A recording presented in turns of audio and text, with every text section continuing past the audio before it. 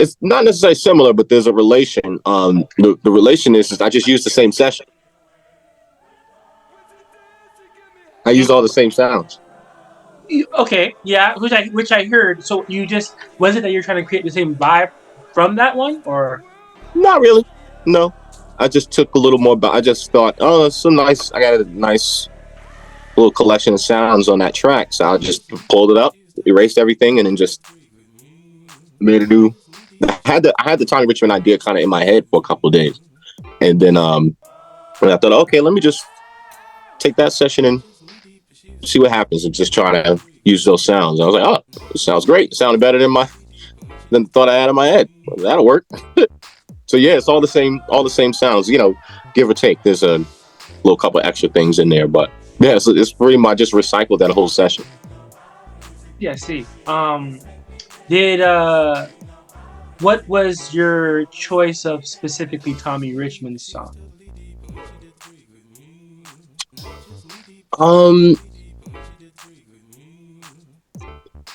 I am interested. There's something interesting about him. His stuff is just interesting. And it was trending. Mm-hmm. And so, I mean, those are the main two reasons that I found him interesting and he was trending.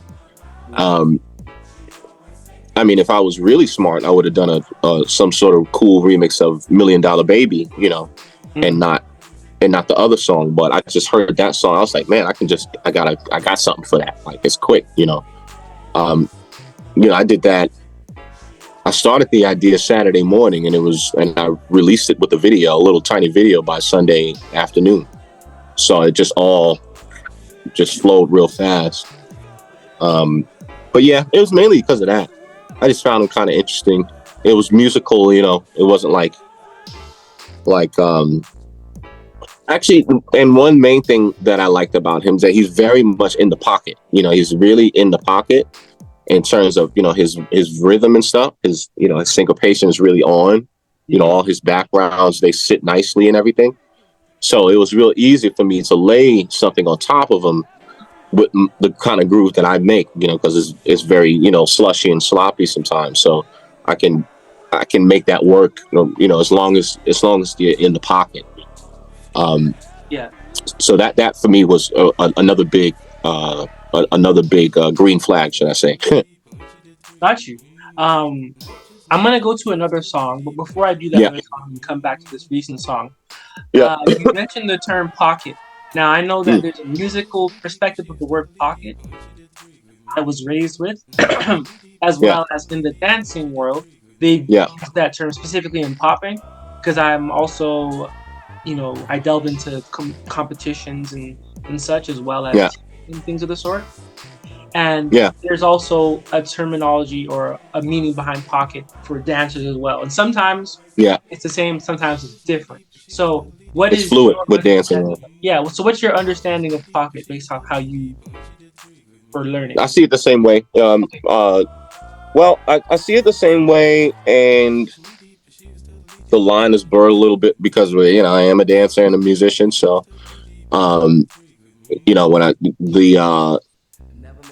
but for me, there's kind of three for me. So there's pocket, as in you are technically dead on every single beat. Whether that's mostly in context of musicianship and instrumentation. In the dance, the pocket is more fluid because of the fluid grooves of the music, right? So especially when it comes to us producers, that's intentionally delaying stuff and making stuff really slushy and, in terms of sloshy rhythms and stuff like that. We're trying to create a dead space. We're creating a negative space. And as dancers, and as just listeners, and as viewers, we are calculating that in our brain. We're making up that space in our brain, and so it becomes fluid and subjective for dancer versus viewer, dancer versus viewer and versus musician, I could say. So it gets a little bit more tricky when it comes to viewing dancers, because just because of the nature of how many different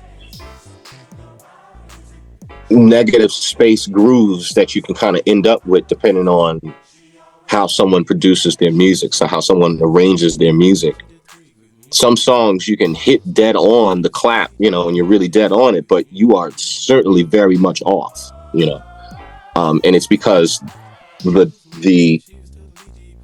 that space where the actual pitch should be there is actually technically nothing there. There's a dead space there because stuff has been so delayed. So with dancing, it becomes a little bit more fluid to me. I feel like, though, as a musician and a dancer, I'm one of the few that can actually distinguish it and actually come with the most objective perspective in terms of where somebody is. But that takes a universal understanding first. Of the viewers have to have a certain understanding first. And if the viewers do have that understanding, they're going to look and listen to music differently than they would, right? Than they, in comparison to a musician. We're listening to music in a different way, where we're seeing the ones and zeros, and not just the colors. So when we're trying to create, when I'm making music, for example, as a musician, as a producer that's trying to make something for dancers, I am intentionally manipulating that. I'm trying to play with that, because I know that's what gets us dancers hyped. That's one of those, it's kind of a Pokemon kind of thing we got with that. You got to catch that. You got to catch them all. If you can, it's a skill, to be able to listen to anything and really find that pocket. Because especially with the funk music, especially with the very heavy swinging music, because it's not necessary. It was built for it to kind of not be there. It's that's part of the challenge. So, as I think, but we're getting more sophisticated with it though now. It's amazing to watch. How people are becoming more and more sophisticated and able to tune in to different elements of the music.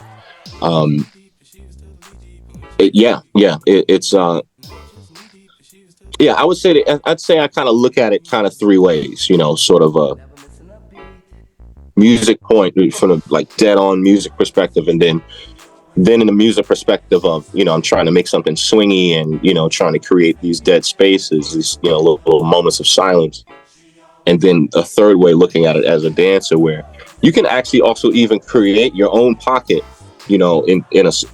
over a song. You can have two different dancers creating their own pocket, and it's totally valid, and that just speaks to the fluidity of the concept within dance. So I think it's interesting. It's a good question. Thanks, man. I appreciate your answer, and it gives me a lot of interesting, it's an interesting perspective that you have on pocket, because I know a lot of people tend to debate on it, and what you're saying makes a lot of sense. I would like to step back a little bit and go back to what you mentioned. You said how you love the minor scale a lot. Or is it the minor scale, or is it? Yeah, minor, yeah. Okay, perfect. So with the minor scale, one of the songs, it's not, I've heard it I think I only heard it in one battle, but I've heard people get down to it. And it is the song, Everybody Wants to Rule the World, the Tears for Fears song that you... Yeah. And I remember hearing that at one event, and I was like, this is a vibe, but it sounds familiar. I totally forgot the 80s track, right? So I was listening to it, and I'm like, oh, aha. I was like, aha. And it was cool, because I want to go back to that minor scale, because song has a lot of majors, but when you walk up from the acting on your best behavior part, you go from the 2, 3, and instead of the 4, like in the original song, you do like a flat 7, right? So what was your It's a tritone, basically.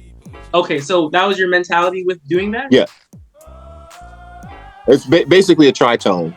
Okay. It was basically hitting the, that's the 7. So yeah, basically hitting the tritone. Yeah. And the part I really liked on that song was the where I go into that vamp. That part I was really proud about, where I'm not really singing there. I'm just kind of ad-libbing a little bit. Yeah. Because in the original song, it doesn't do that. And that was kind of speaks to my whole thing with the minor thing. Like, I just want to take it into this dark thing, you know? Yes. And, yeah, and just, you know, bring a lot. I just like, you know, I like darkness and suspense, you know, in the same way that you can get from, you know, a horror movie or a thriller or something like that. Yeah. But then kind of taking those same tonality concepts and then putting that on top of danceable music. I mean, you know, Zapp Roger was king of that. You know, it was a lot of dominant stuff too. Michael Jackson stuff, you know, especially pretty much from Bad on, with Bad, Dangerous, all that other stuff. Everything else, did a lot of stuff in minor. You know, there's a lot of stuff in minor.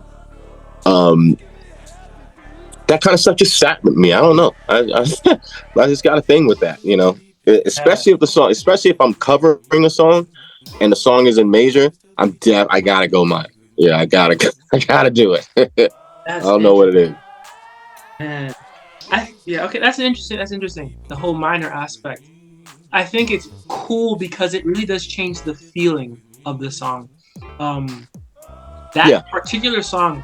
Yeah. What's so interesting is that it's very rare that someone, in my opinion, can do a cover of that song and make it sound totally different and keep some of the, like, you know how there's that bell, that thing, if you know what I'm talking about, like, that theme stayed in the song, and it's very rare for someone to do that and still make the song sound like a totally different song and it sounds dope. Like, I was in the car playing it and my wife was like, yo, this song's like, we know the original.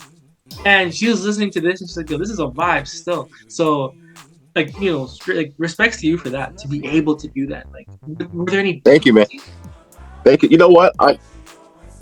I learned that I can do that on an older project. Which one? Was it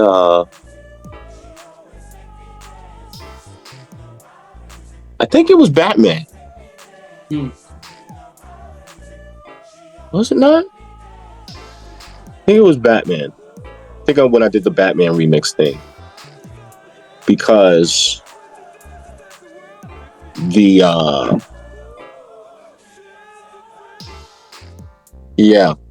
pretty sure it was that one, because it was the all the orchestral stuff from Danny Elfman. It was in 3/4 measurement.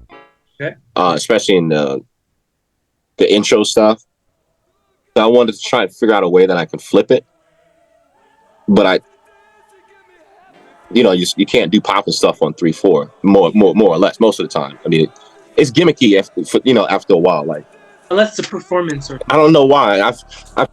There's something about it, like 3/4 for popping. It's just weird. It's just awkward. Yeah. So I was like, I'm not going to even try to make that work, you know. And so instead, what I did was took. So when the melody was about to start over, I took the last melody and copy pasted it.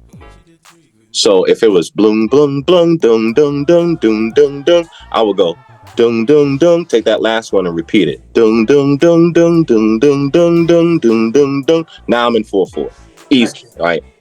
And so that was the same approach for Everybody Wants to Rule the World. It was basically that same idea, because it's in 3/4. Exactly. So I took that dun, dun, dun, dun, dun, dun, dun, dun, dun, dun, dun. I just went and took a little piece and just copy paste. So then now we're in for a perfect, actually songs like that. That's actually another thing I do too, kind of like the same way with minor stuff, or turning major into minor stuff. If it's a song in 3/4, I just kind of make it a challenge to try and see if I can force it into 4/4 to make it danceable, and usually I'll do it with songs I don't like. So I did not like Everybody Rules the World. I never liked that song. And only in my older years that I come to appreciate it because of the lyrics. And I absolutely did not like that song. Anytime I heard that song, I turned it on. Never liked the singing. Ugh, no way. Absolutely not. No. Okay.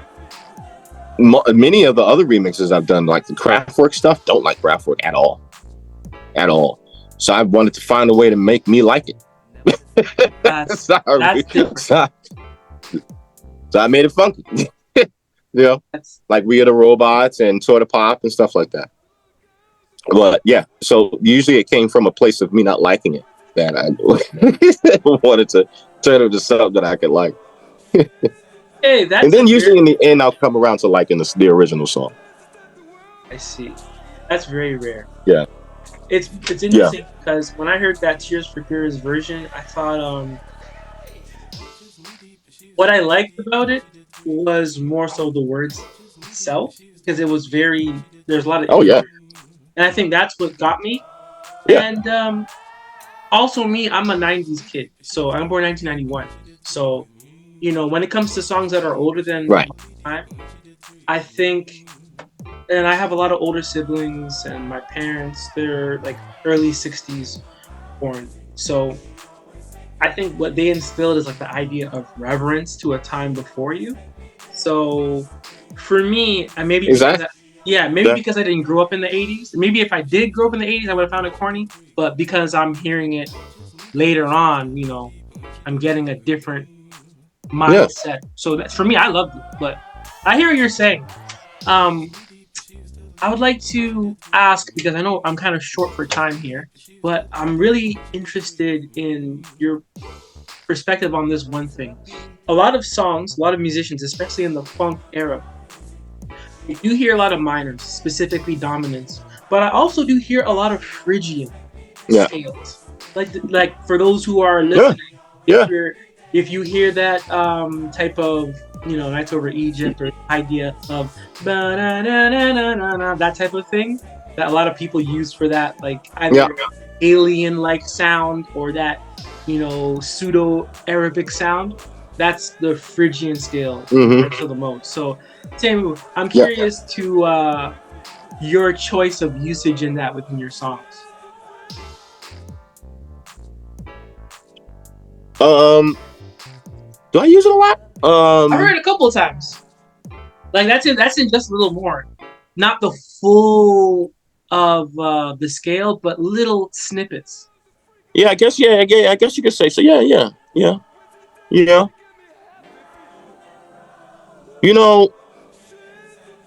That's interesting, because the only thing I can really, so I think there's kind of two sides for it for me personally. In terms of for me and I think there was particular impact within the dance world, street dance world.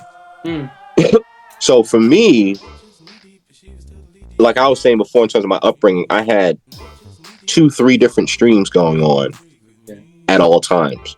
So I had what my parents were listening to at home. I had what was going on mainstream in the streets, my friends groups. But then I also had what we were listening to and learning in the choirs. That was music in all kinds of languages: German, Arabic, Latin, Spanish, singing all different kinds of genres.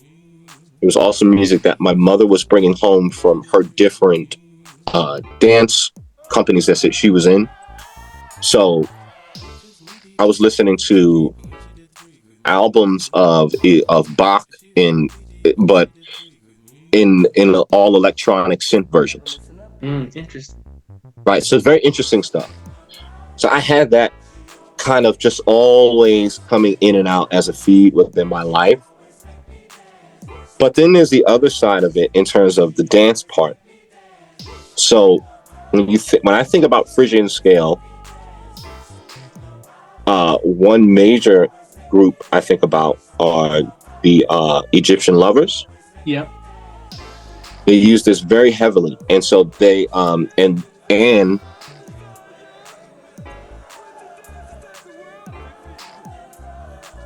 I want to try to make sure I'm using my words properly here.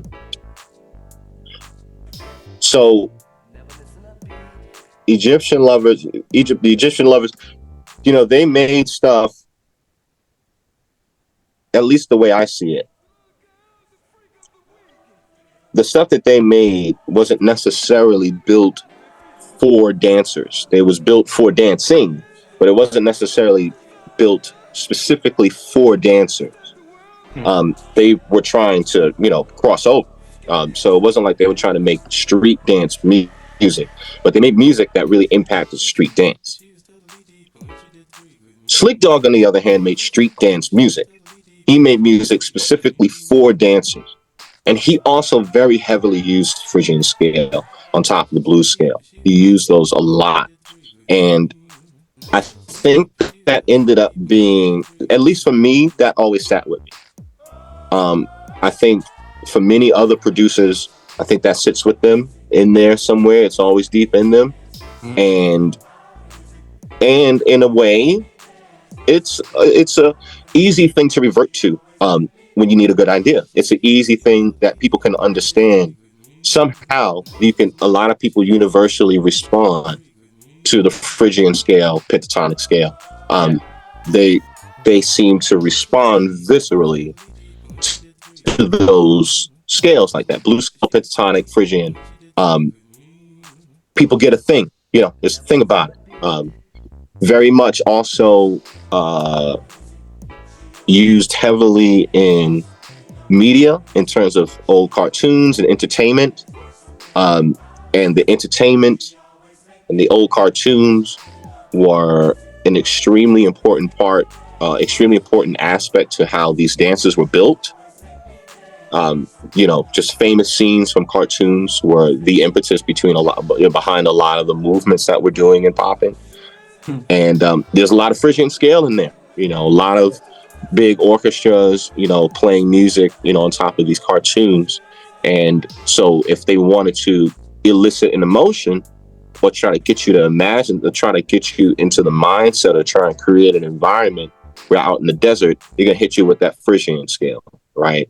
Or if they pull in some sort of Arabic kind of character or something like that, Egyptian character, if they're doing, when they were doing the thing, they're going to hit you with the Phrygian, right? So that's deep embedded in us now, which is very interesting that you bring that up, because that Phrygian scale is very closely related to, the Arabic scale.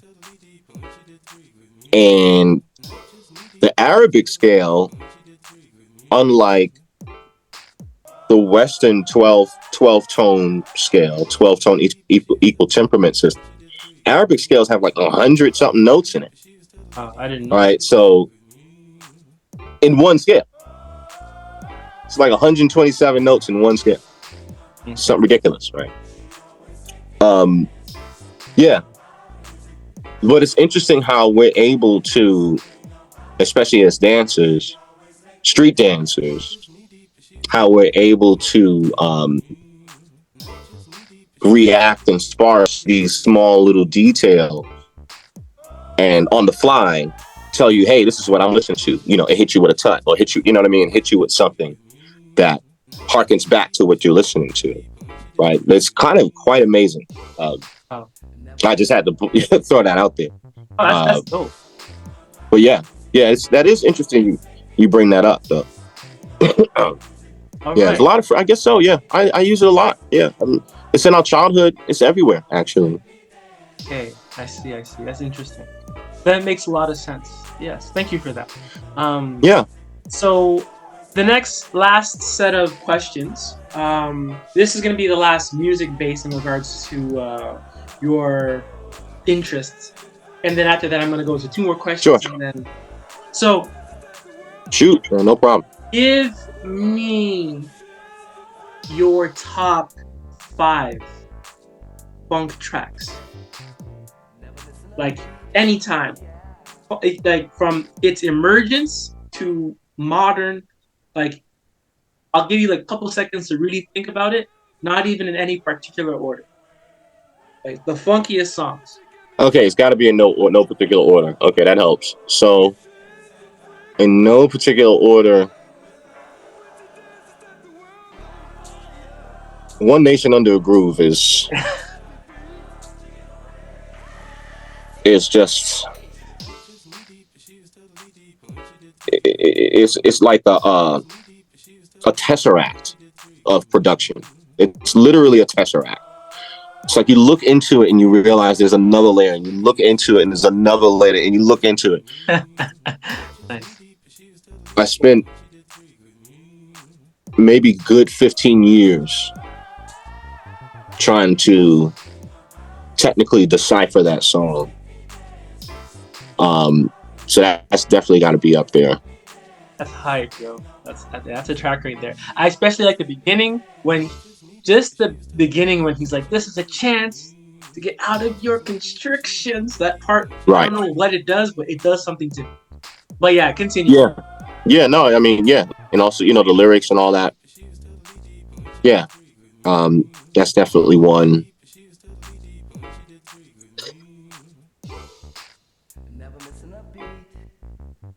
Well,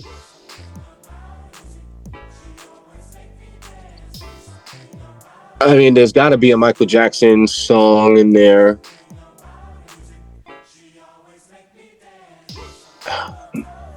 There's so many. I mean,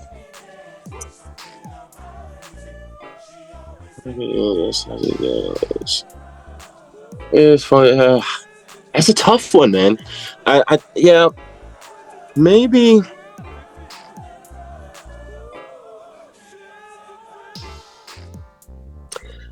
I'm gonna have to come back to Mike for a second. Well, a couple other easy ones is definitely "I Can Make You Dance." Okay. Zap Roger for sure. Right. That's also another song where it's just multiple layers of production that you can't hear it unless you're in damn near state of the art acoustical situation. You will not be able to hear everything that's going on. Mm-hmm. Another song that I listened to for 15 years, just trying to break down, and actually kind of still suck at it. Actually, particularly his approach. Another great funk track. That's two. So yeah.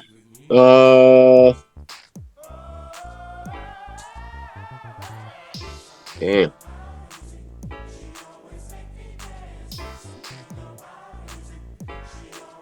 I might have to look around.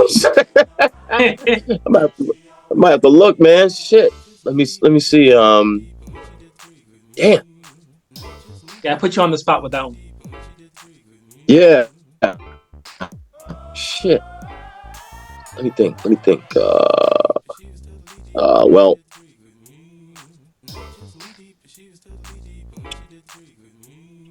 Yeah. There's some stuff out there. To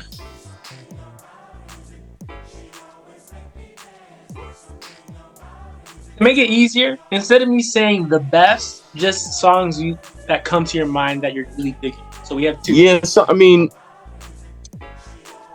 definitely. I'm just thinking about like songs that just blow my mind. So stuff like, I mean, there's a lot of stuff from Michael Jackson's Dangerous album, but there's probably something special about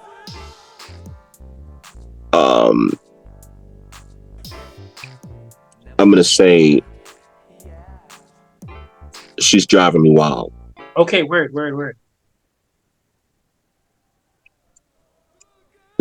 That's another one where it's just layers and layers and layers of stuff going on. Stuff that even with top level acoustical listening equipment, you still can't hear it until you are able to hear it without the vocals. It's like, oh, that's what's going on. That song is actually straight James Brown. It's all James Brown in there, but it's because of the way that it's been mixed. The drums and the bass and some of the other elements around it, you can't hear the dominant seventh, but it was masterfully done. Yeah, that song. There's what you call it from G'd Up from Battle Cat. Okay. With Corrupt in them. Yep. I mean, it's a hip hop song, but it's funk. You know, it's just like that was when I heard that. That was another one that just blew. Like, what the hell is going on right now? You know, that was another one that really just sat with me for forever. You know, that was big impetus between. That was like I heard that and I was like, okay, I have to produce like this. This is the way I have to do it. Like, I got the honor of getting a call from Battle Cat once, and he just wanted to, you know, show some love. And I was like, I want you to know I'm doing everything I can to bite your style. Like, I can't. That's everything I'm doing is I'm literally trying to bite your shit. And I think that was pretty much the beginning of it. When I heard that, I was like, oh no, what's happening? So yeah, Battle Cat. I gotta put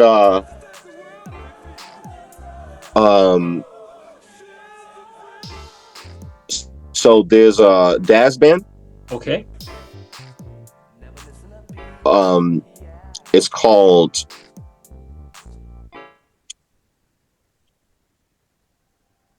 Is it I'm Yours? Or is it You Wish My Command? What the hell's the name of the song?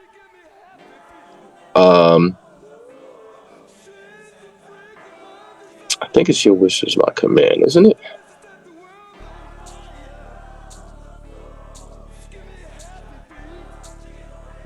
Oh yeah, no, yeah. So there's, damn, that's the hard one actually. Now I'm struggling between these two songs. There's two songs. There's Swoop, I'm Yours. Definitely. And then there's the other joint, Your Wish Is My Command. I'm kind of in a big toss up between those two. But Daz Band, I probably say, is probably the baddest funk band of all time. Word. Like, just the baddest. Like, yes, there's Parliament and there's Zap and all of them, but in terms of like straight skill level, can't be touched. Just all top level vocalists, all top level musicians, cream of the crop, and production is always just stupendous. So I think Daz Band probably one of the greatest funk bands of all time ever. Almost anything they touch is just incredible. So yeah, Daz. There's a. I think that was 5, right? Oh snap! Classes out there, and it's oh yeah, good. I think you're cutting out. Don Blackman. Okay, right. Oh, Don Blackman. Okay, the first that first album was disgusting. Yeah, Yabba Dabba or Yabba or whatever it's called. That he's like, for me, he's like the Lauryn Hill of the funk. Like, what? And then also, he's produced a lot of stuff, like a lot of classics. He's written and produced a lot of classic stuff that's been sampled time and time and time again. I'm still learning about this. Yeah. Also, just another absolute samurai of the funk. Just a samurai, like just bad. Yeah, I had to throw him in there too. Oh, that's cool. Okay. Yeah. So we have those are a solid. That's a solid amount. So we have about less than 4 minutes, and hopefully I have enough time to ask you this multi-layered question. Uh-oh. One is I've seen some of your performances where you are singing live, playing as well as getting down. So first is, what do people who haven't seen you perform expect to see, or what do they get to see when you perform live? And lastly, or in addition, what is your main goal that you would like people to leave with? Do you have like a mission statement? Those are my two questions. So when I'm on stage, I think, I'm a big, tall guy. I'm 6'4". Oh wow. I'm 200 pounds lean. So when I walk into a room, people, and if somebody knows that I'm performing and I walk into a room, they know something has to happen. Like, they know something has to happen, because I'm coming on with all this gear and stuff like that. So they know something's definitely going to happen. A lot of people don't expect someone of my height and size to be able to move the way I can. So usually that really messes with people and gets them, in shock. 9 out of 10 times, it more or less inspires people to dance too. And that's all I usually want. I just want to see people moving, and just having a good time. That's usually my main goal with the shows. And that's usually what I want people to take away, really, is keep moving, and keep dancing, and keep enjoying music, and it's my livelihood, and but it's also my life force. Like, I die without it, I'm literally a dead man without it. So the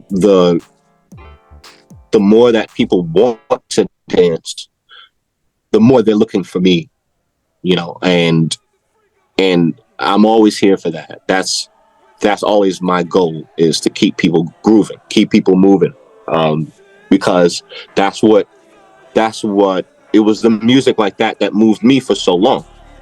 Whether it's James Brown or Teddy Riley, or that's another one I forgot to mention, James Brown or Teddy Riley, or Parliament, or whomever, Battle Cat.